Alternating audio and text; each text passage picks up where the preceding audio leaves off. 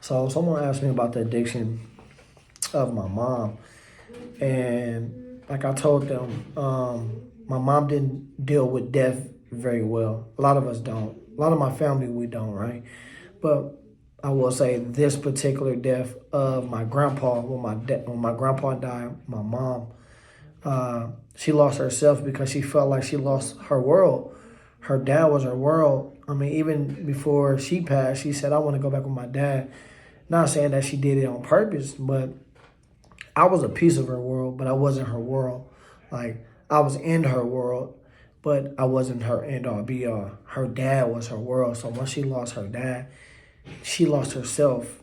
Um, and in order to find herself, she felt that numbing the pain of losing her dad and everything else that was happening with her, she had to suppress it with drugs and alcohol.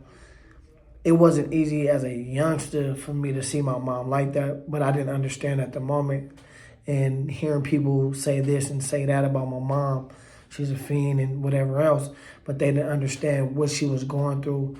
Not only did the substance use take her down physically, it took her down mentally, what caused her to have mental health issues.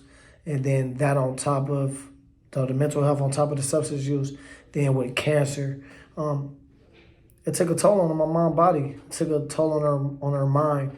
So it's kind of like I've seen it firsthand, and I used to always ask her like, why, and it was answers that she just didn't have because she never really tapped into the deeper root and the core. But yeah, I just sit around, think, and I read, and I talk to people on a day to day and ask them certain questions that I couldn't ask my mom.